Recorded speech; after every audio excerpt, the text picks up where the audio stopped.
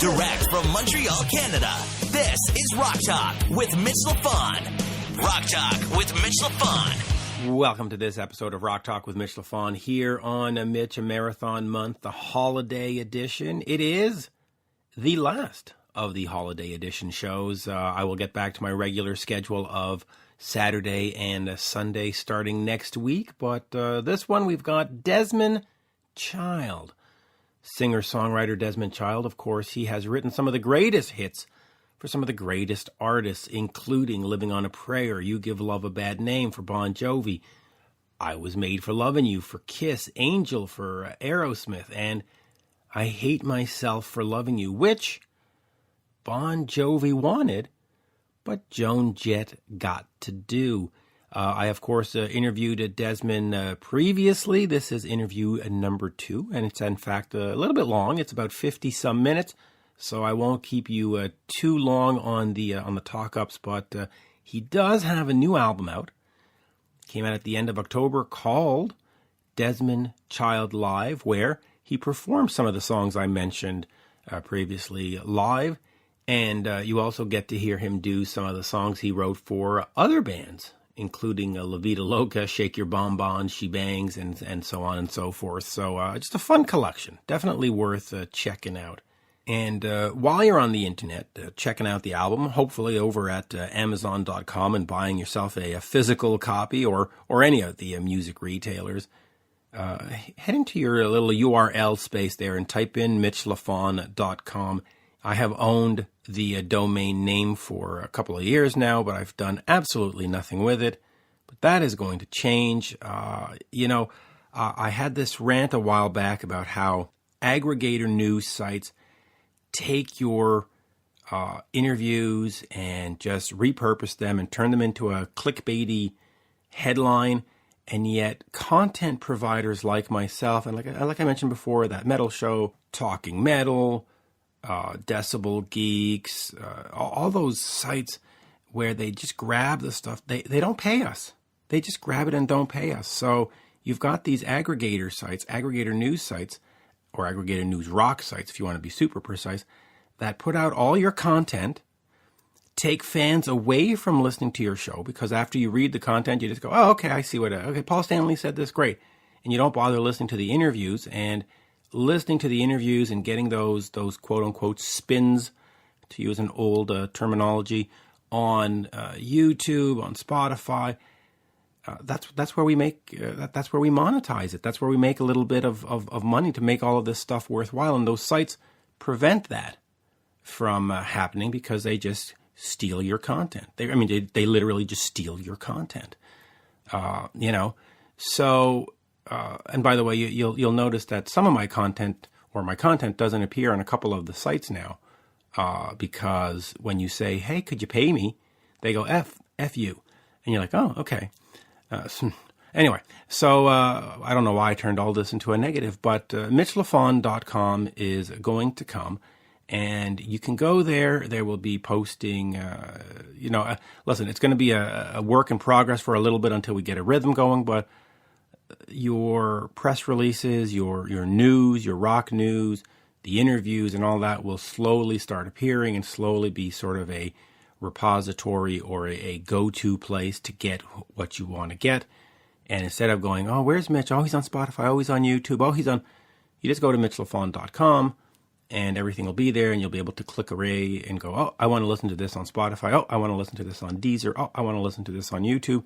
And it'll be all for sort of user-friendly. And, I probably should have done this 15 years ago. Let's be honest. But the fact is that a internet presence is important, and getting paid is important. We can't keep doing this on a volunteer or a forced volunteer basis. And that's what happens when some of the sites grab this stuff. Now, there are other sites that provide original content, and they supplement it with a article that from me or from somebody else, and that's fine. That's great. I love that stuff. That's everybody wins.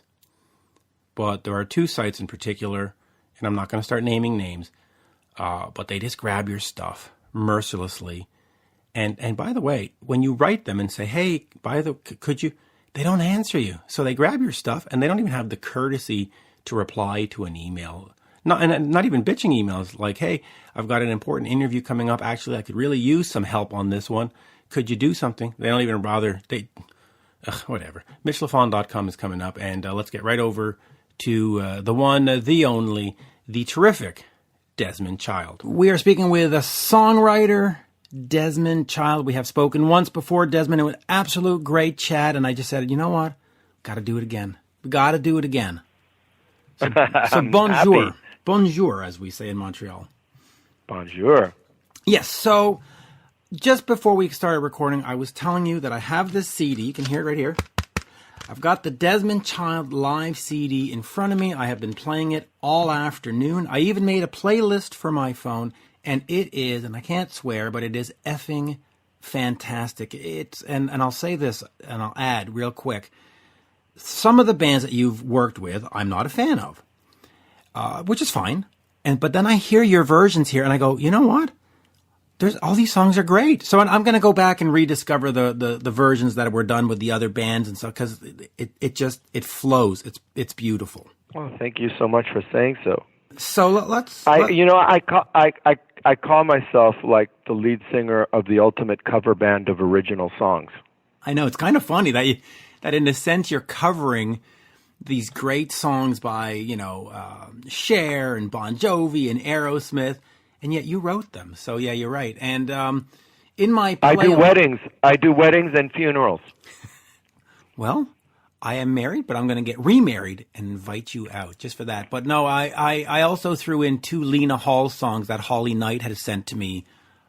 So I've got this nice playlist with all of Desmond and a couple of bonus Lena Hall songs. But all right, let me... And you heard her version of I Hate Myself for Loving You, right? Lena, yes, on the album, of course, I did. Yes. And it rips it up. Oh my God!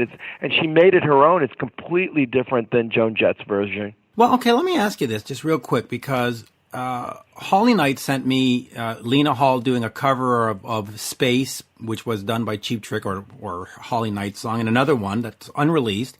And then she shows up on yours. What is it about Lena Hall, and why do not more people know her? Because she sings. I mean, I'm going to sound corny, but she sings like an angel.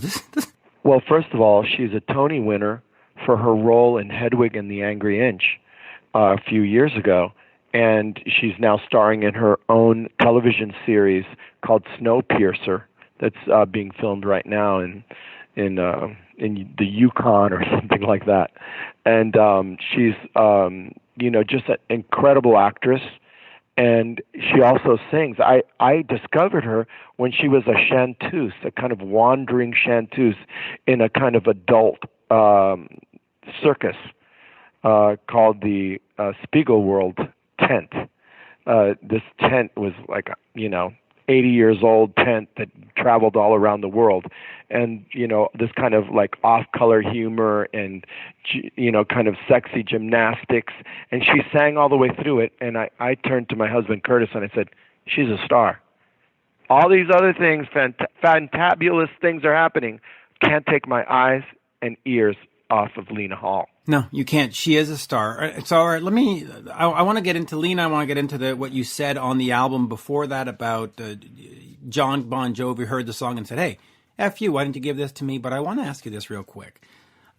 You have said on this album that Bon Jovi and Aerosmith were 2 of the bands you're most appreciative of because they made you feel part of the band. So let me start there. In terms of, talk to me about them and why they made you feel more like the band than, say, Kiss did or Joan Jett did or Alice Cooper did. What was it about Aerosmith and Bon Jovi where you just felt this different connection or a higher connection?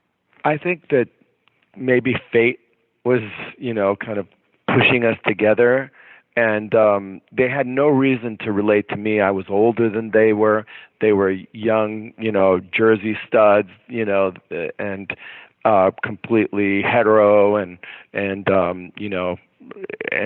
playing really hard-edged music.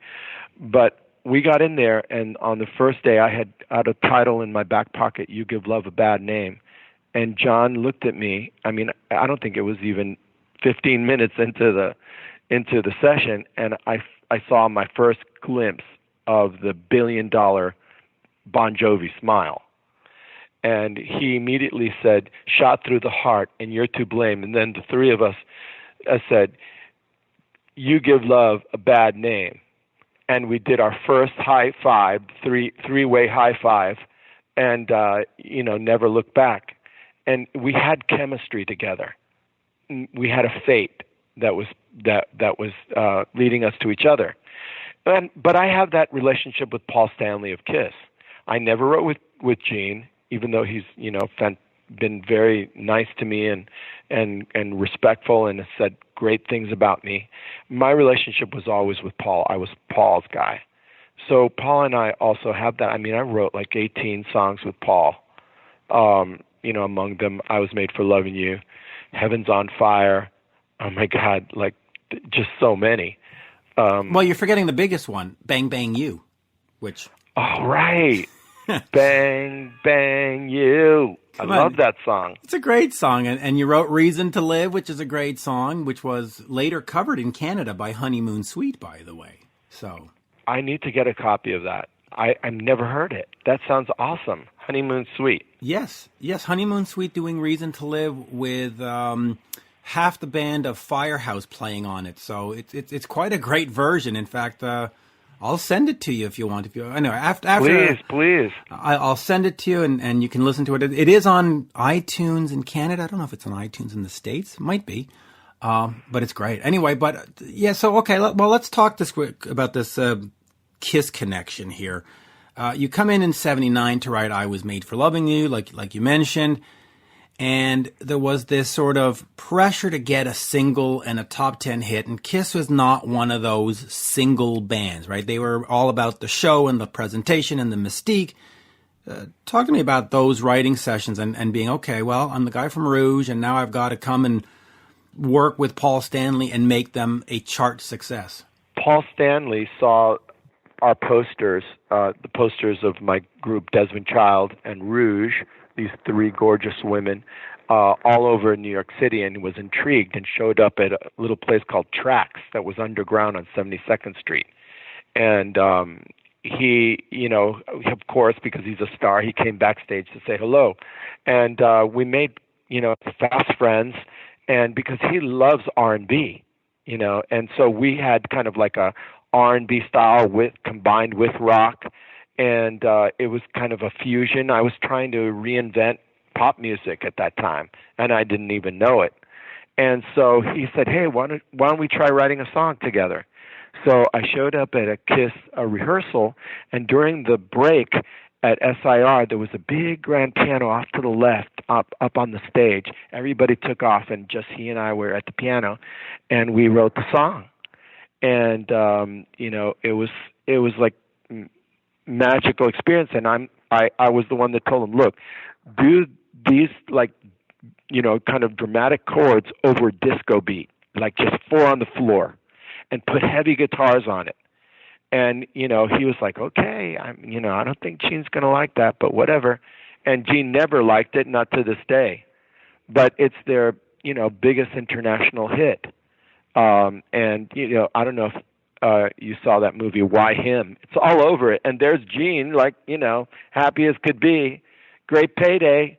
So that's how that song came to be. And it's a great song. So, all right.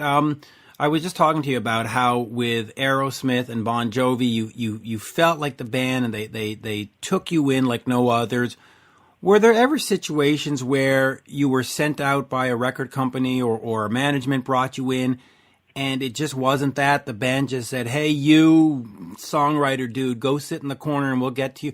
Was there any times where it didn't work and it just wasn't successful? Or was it always open arms like, hey, this guy knows what he's doing. We need his skill? Well, it started out not good with Aerosmith.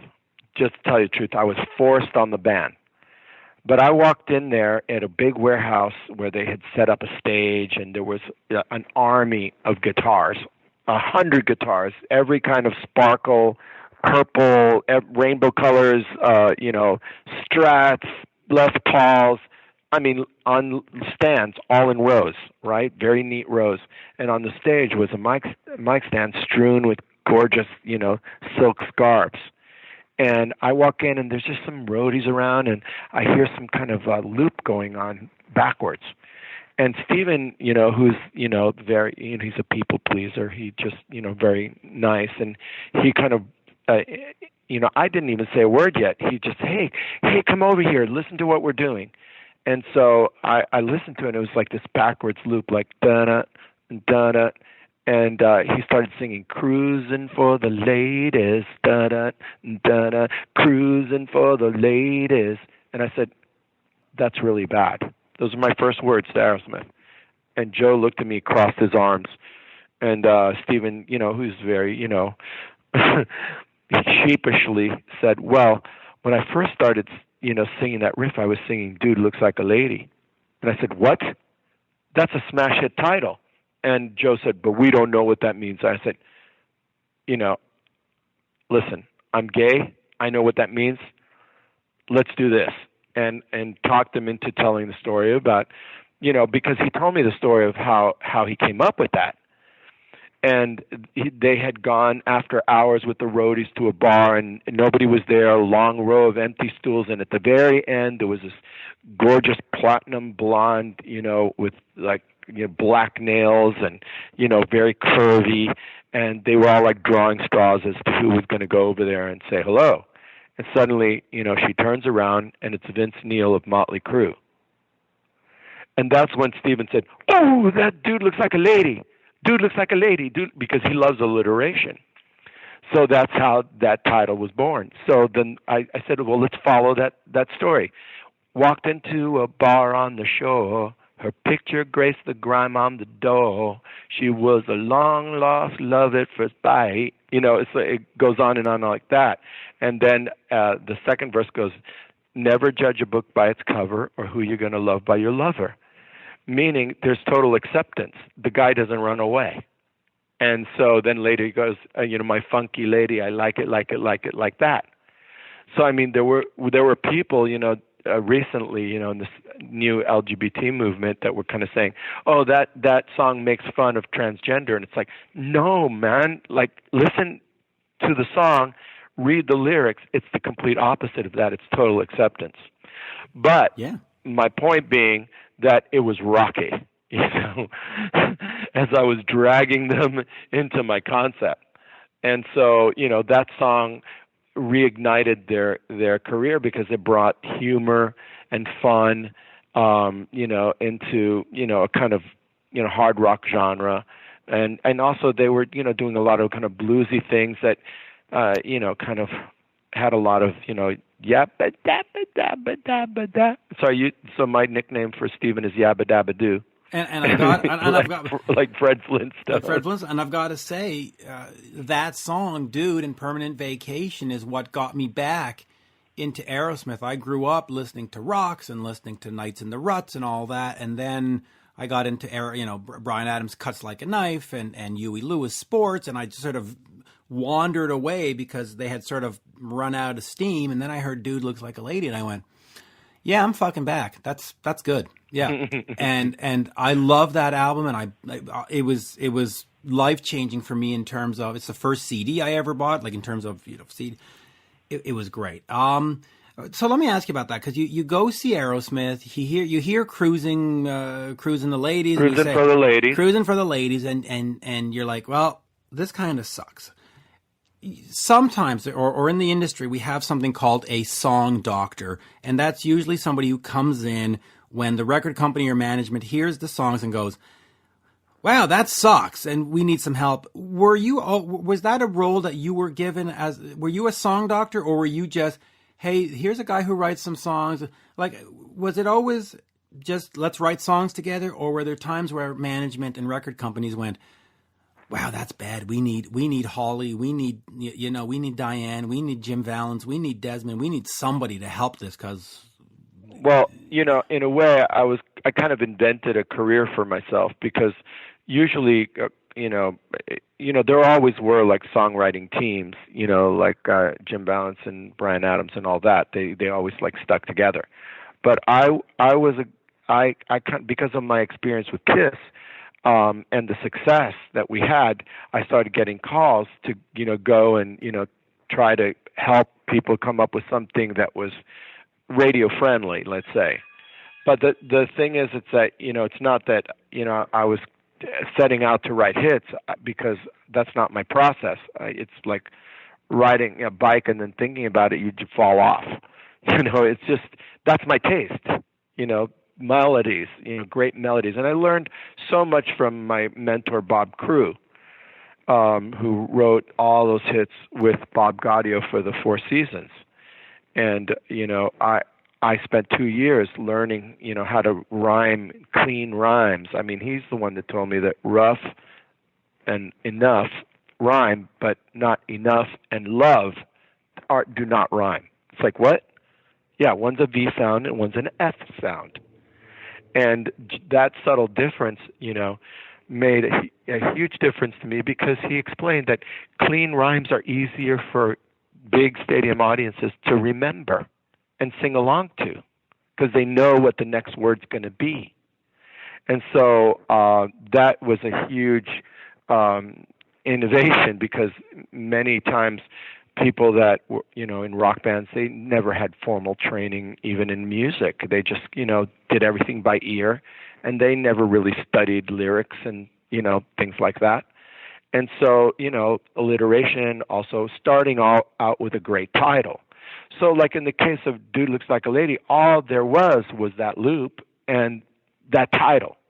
So to me, that's not song doctor. That's like, I picked out of the two titles which was the strongest, and I dragged them into writing about a guy who goes into, a nightclub and falls in love with the stage performer who that she happened to be a he.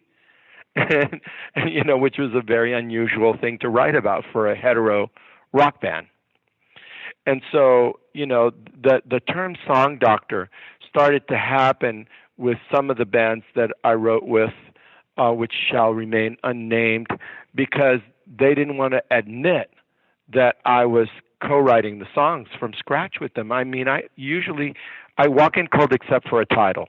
I always have something to offer. And either they take it or not, or they have a better title than me. And so, then we just build on that. And we do it together, because I love the companionship, the camaraderie, the fun, the laughs, the dirty jokes, the coffee breaks. That's what I love.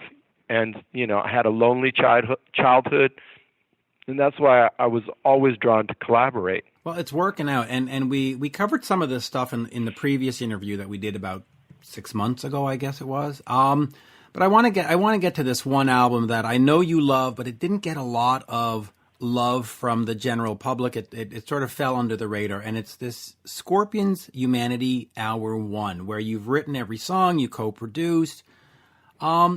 Talk to me about working with the Scorpions in 2007, because when it's 1985 and 1986, it was just real easy to create something and get it on MTV, and you got all kinds of label support.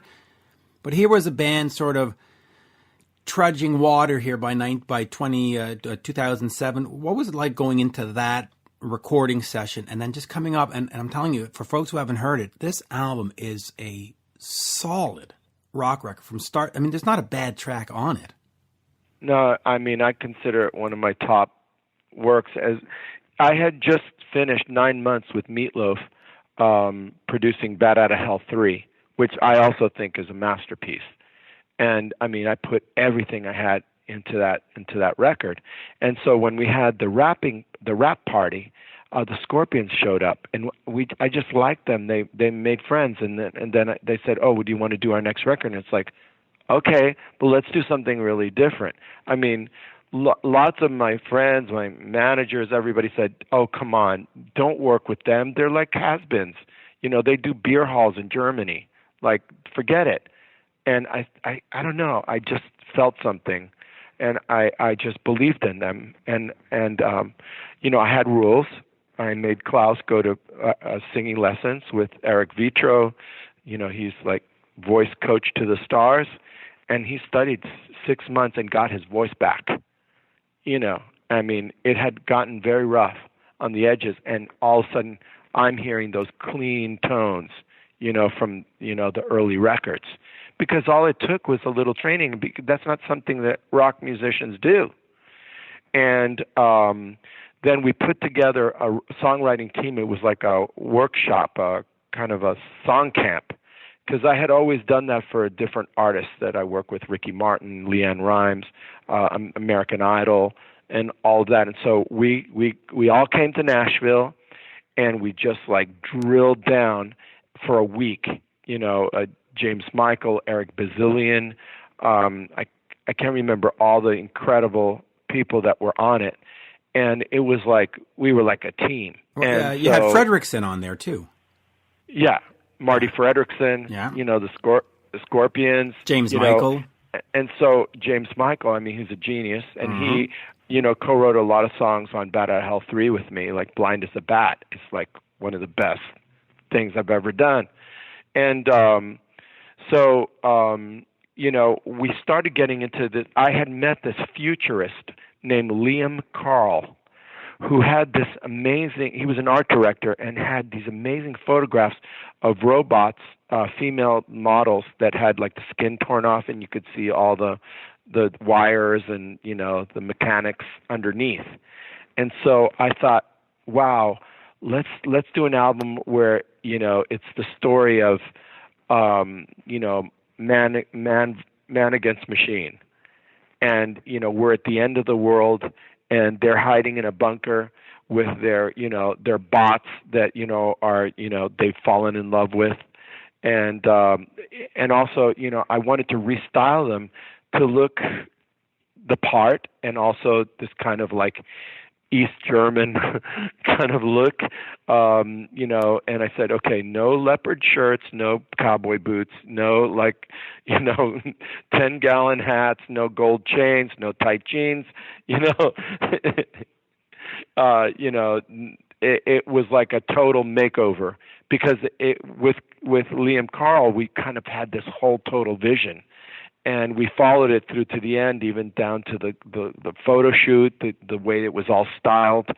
And, the problem there was really that they didn't have, a real label support, and their management didn't get it either. And, they kind of like had them playing the Ukraine or something. They continued that route instead of coming, like really saying, hey, we are new. This is a special thing. And that's why we call it Humanity Hour One. Like everything that's happened since the beginning, the dawn of time, is still Hour One. And so I'm looking forward to Humanity Hour Two. So am I. And I have to say, during your entire answer, I had the song Cold running through my head from that album. It's such a great song. Boy, what a great album. Yeah. All right, yeah. Let me get over to, I'm going to hit you with some of the hard rock, heavy metal stuff that you've done. Trash by Alice Cooper, 30 years celebrating this year, out in 1989. You wrote every single song except for maybe Only My Heart Talking. You produced it. Talk to me about that one, because here's an artist that at the beginning of the 80s crashed and burned, came back, it did great, but with MTV, with Def Leppard, with Bon Jovi, with Kiss, all having this success, I can imagine that management said, hey, Alice, you got to get on this gravy train too. And then they bring you in. Was there pressure in that album to revive a career, or was it just, no, we're just going to make an album and it'll be what it'll be? And just talk to me about that album and that performance and having Huey McDonald in there and just that cast of characters, because that is such a complete album. Well, I was having all these number ones with Aerosmith and Bon Jovi and Joan Jett and so Shep Gordon, Alice's manager, he's a very astute businessman, and I don't know if you saw the movie called Mensch, Super Mensch. I did. mean, I'm a huge Cooper fan, so I know it inside out. So he brought me into it, and I met Alice, and just fell in love with him. I mean, he's the sweetest, most gentlest person, completely opposite his stage image, right? And he explained that, he's actually Vincent Fournier. Alice Cooper was the name of his band, and then people started calling him Alice Cooper, like back in the day. And so he went with it and created this alter ego. His father was a preacher, so he's a very, kind of spiritual, moral person. So if he cuts the head off a doll, then he's got to go right into the guillotine, by the end of the show. And, every sin is punished. And so once I understood this, and we started writing trash, because it's like, it's a song cycle, it's a theatrical piece, and all based on these very strict rules. And it was loads of fun. And he's not driven like by anxiety or success or anything like that. He does his thing. He loves golf. He's a very relaxed person. He just takes each day, as it comes. And so with me, I mean, I'm super, ambitious. I wanted to prove, that, I don't care who it is, I can bring them back. I can reimagine them. Give me a star, Cher, who hadn't made a record in 8 years. Give me Joan Jett, who hadn't had a hit, since, I Love Rock and Roll. And, it's like when I have a star, then my imagination just, explodes. When it's much harder when you have a blank slate who's won a television contest, and that's the only fame they have. It is. So I'm going to ask you this, because I see that we're getting to the 30-minute mark, and I don't want to run out of time, but you had Discipline in 1991, Desmond Child and Rouge in 79, Runners in the Night, and yet your career as a in front or on stage guy, it didn't take off the way maybe that you wanted to, or maybe that the way it should have. Looking back on all of this, was there a reason why you ended up being a song? Because, I mean, you produce, you write these great songs. Why didn't it work for you as a performer? And ultimately, I guess you won, right? Because it seems to have turned out pretty good. Well, they say all artists together that have songs on, I've sold over 500 million actual records and billions of downloads, YouTube streams, this and that and the other. It's more than any one of the individual acts that I've worked with. And so my music really has touched billions of people all around the planet. They don't even know who wrote it. They don't even know who sang it, but they know the song. And so, for me, it's been very fulfilling in that way.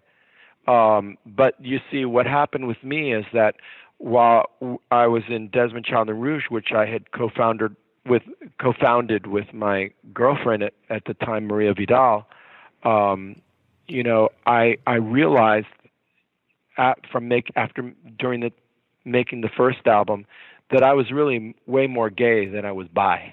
I was kind of fancied myself like a androgynous Jagger, Bowie, Lou Reed, something that was kind of like, cool because I was a rock star. I could do anything, sleep with anybody, and all like that. But I was just a kid, and then all of a sudden I started maturing with the real needs and real, emotions.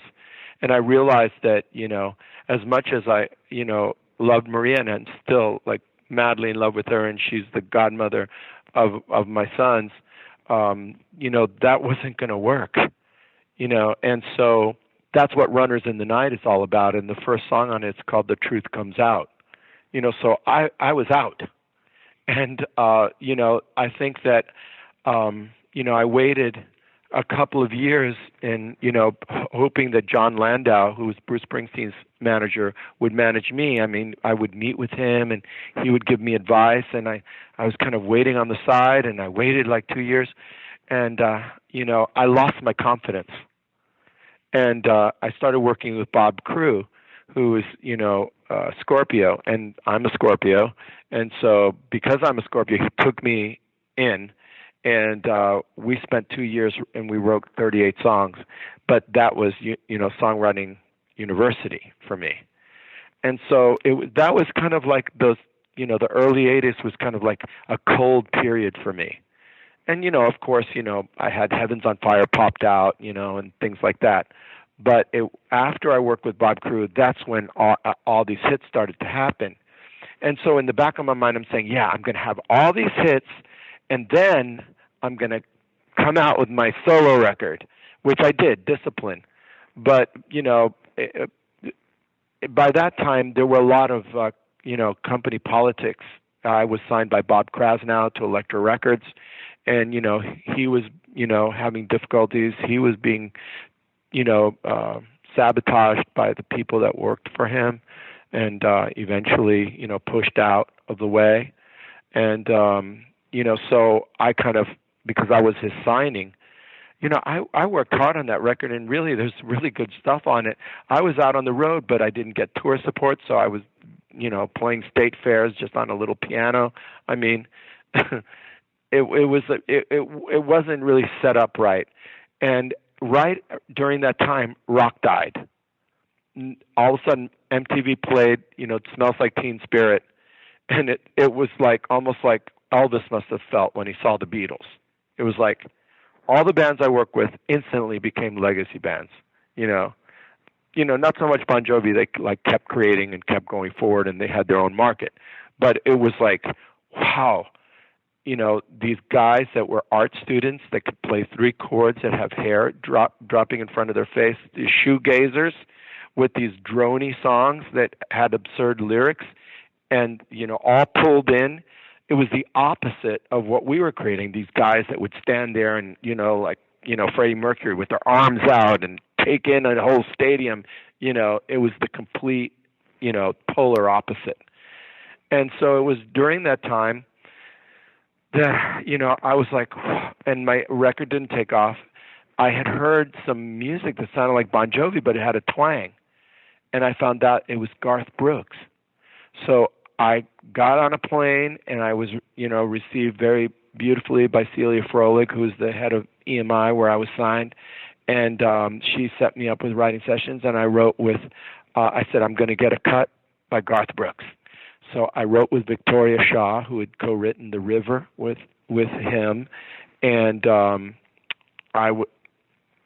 first song I wrote was Where Your Road Leads, and she got it cut by Garth and Trisha, which is the song that, sparked the love, magic between them. And the rest is history. So my husband and I decided, to, build a cabin, and then we've been adding to the cabin, and now it's like a 6,000 square foot, cabin where we've raised our sons, Roman and Nero. And now they're in high school. And so I've loved every minute of being in Nashville because it's a music town where the songwriter is king. And, we had moved twice to LA and left because after a while there's kind of like a burnout. It's like, well, what hit did you have last night? Not even last week. It's like your self-esteem gets really, I'm obviously very thin-skinned. It was like in Nashville, people remembered, that I wrote those songs with the bands that inspired them. There isn't a country act that doesn't know my songs, and so I love being here, and that's a story, and I do a lot of other things. At one point we moved to Miami, and that's where I met Ricky Martin. So I said, okay, I'm going to bring the arena rock, that I learned from Kiss, Aerosmith, and Bon Jovi to Latin music, and succeeded there.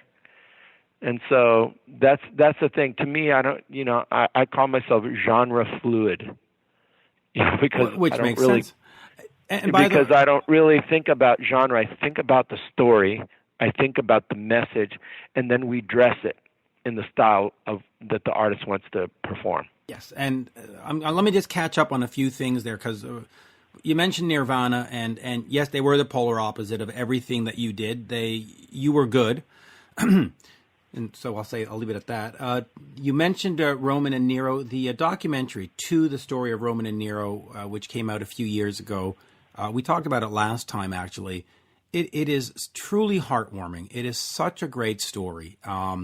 You don't have to be a music fan to go just see the love and the warmth, and it's just a great documentary. So I do encourage people to see that. And you're right about being not gender fluid, but genre fluid. Because as you listen to this genre fluid, as we listen to this Desmond Child live album, you go from Living on a Prayer to You Give Love a Bad Name, Angel, I Was Made for Loving You, and you get down to the La Vida Loca and stuff, and it just sounds like one fluid album. It's not like, oh, okay, now he's doing the country stuff. Oh, now he's doing you don't hear that.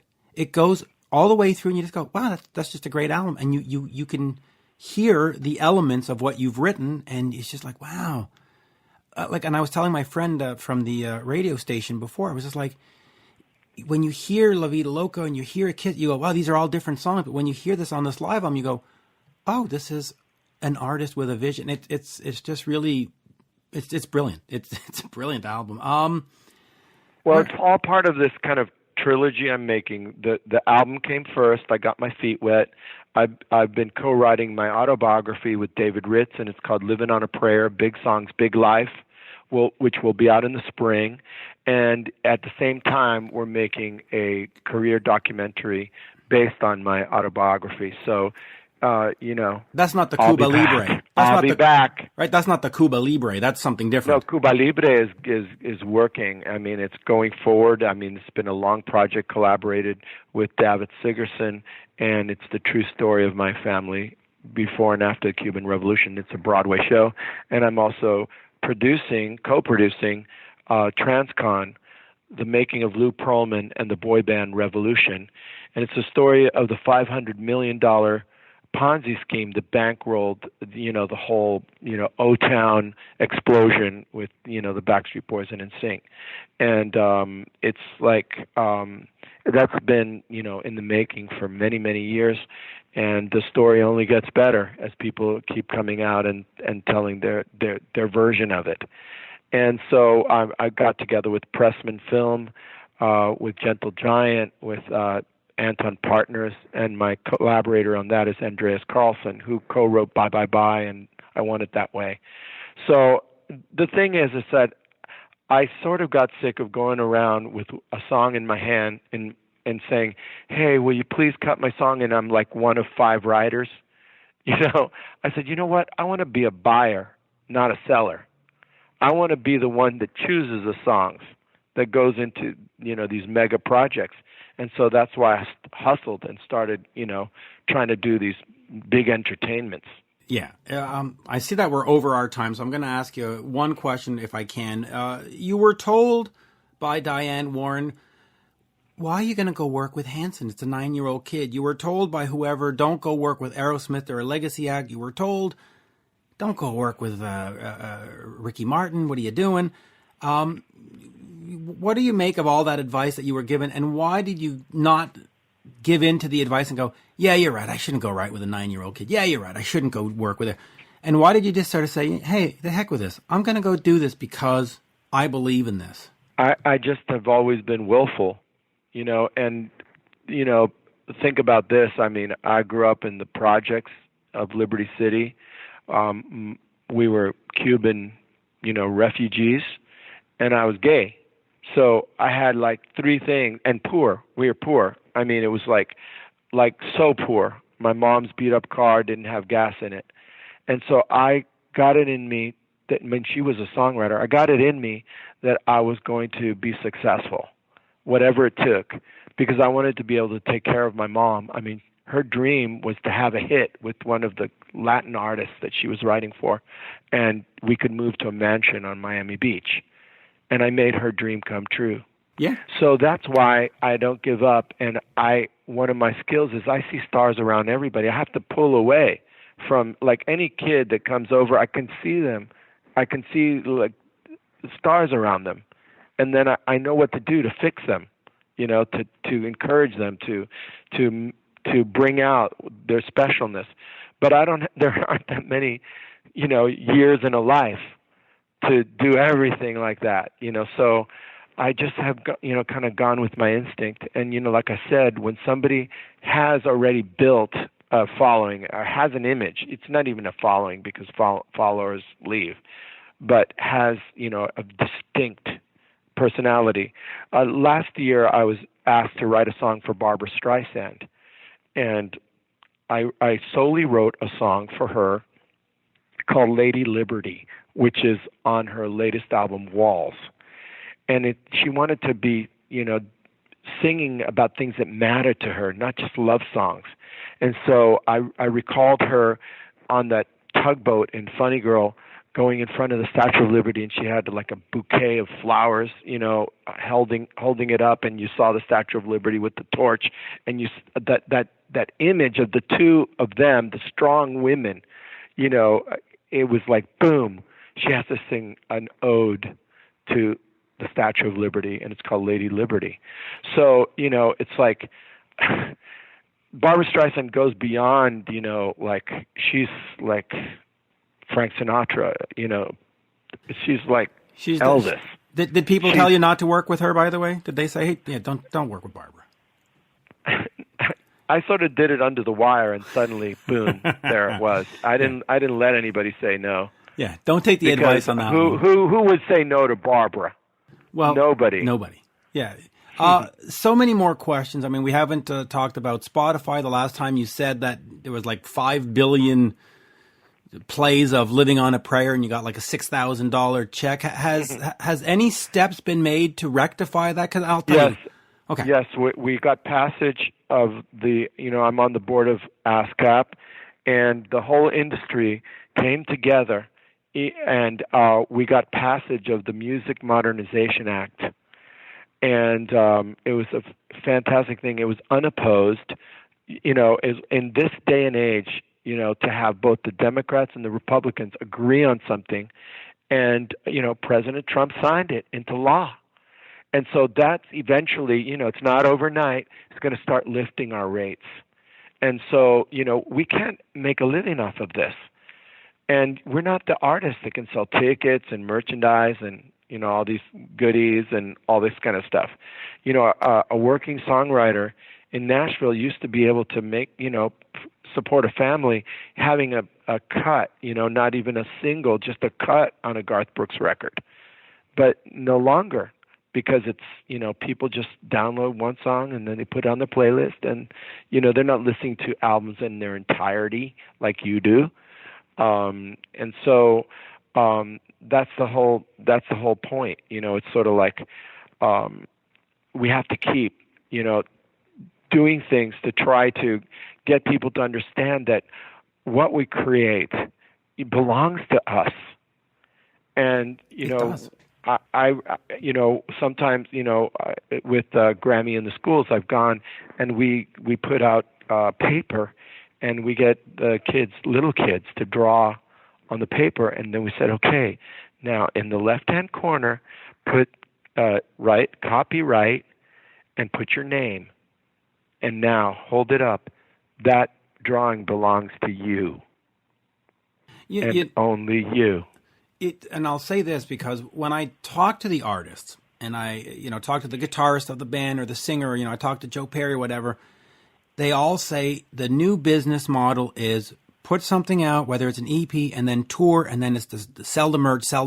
You make all your money on the tour and with the merch, but for the Holly Knights, for the Desmond Childs, it's like, well, like you just said, you don't get to do that. You don't get to have a tour at Madison Square Garden and sell the merch. So where do we go from here with songwriters? I mean, it's going to be a dying craft. Well, when I first got to Nashville, in pursuit, desperately seeking Garth Brooks, there were 5,000 writers signed to publishing companies, large and small, within the 440 circle. And last count, I think last year, there were like 267 signed writers with contracts.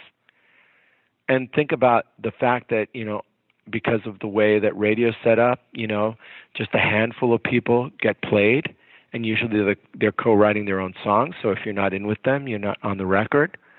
So, the business has really shrunk. and there are people that are, have just sharpened their survival skills, and they're killing it. Hillary Lindsay, Shane McAnally. They're just, Craig Weissman. There's, so many, not so many. There's like two hands. You can count the people that are getting the cuts. So, it's getting that way in pop too. If you're not part of the right tribe, you're not getting on the record.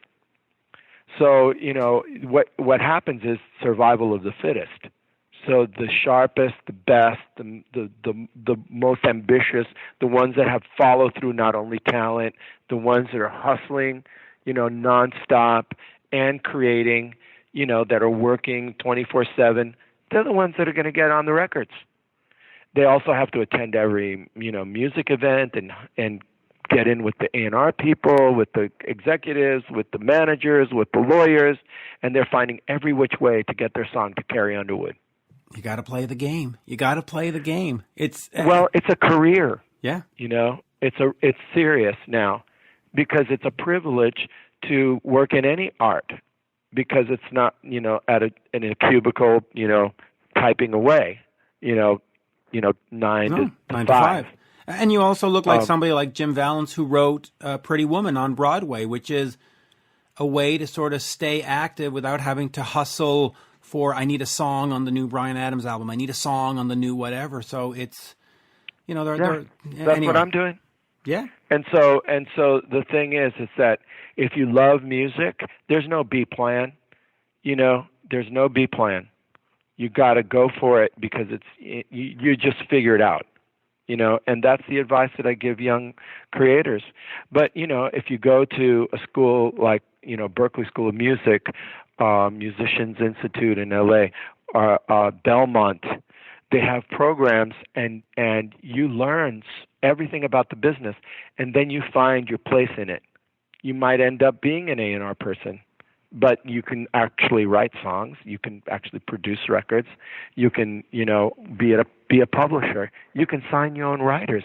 You can do anything. You may not be a star, but you'll find your place. You will. And we're 20 minutes over. I could go on about, Rat Detonator and Crazy Nights and Bob Crew and his advice about just start with a great title. Well, let's do it again sometime. How about that? Absolutely. We've done it twice. When my book comes out, I'll talk to you night and day about my stories. I can't wait. And just remind the folks here, Desmond Child Live. I have it right in front of me. I bought it, by the way. I did not get a promo copy. I'm more than happy to support. It is. Thank you. And could I invite your listeners to follow me on Instagram? Yes. At Desmond.child, because I am hooked on this Instagram. My family's like yelling at me, like, get off the phone. When your kids are telling you to get off the phone at the dinner table, you're in trouble. Yeah, well, you're on Instagram, and I love your Twitter as well. So follow both of those, and folks, go buy this album. Amazon has it. I bought it. It was only like $17 or whatever. Well worth the money. And is that how much it is? I think so. I think it was 17. I can tell you actually. I have my Amazon. I had no idea. I have my Amazon. Really? Hold on. There's a chance I might make some money. Here, hold on. I've got my Amazon right in front of me. Well, I will quickly do this. I've got to switch it over to Canada because I'm in Canada. Let me see here. My orders. I'll tell you exactly how much I paid for this sucker. Desmond Child. I paid. Why is it so complicated to pull up an order? 1 sec. Give me 2 seconds. I'm going to type in Desmond. And then I'll tell you exactly how much I paid for this thing. And then I'll edit all of this out. So, Desmond, here we go.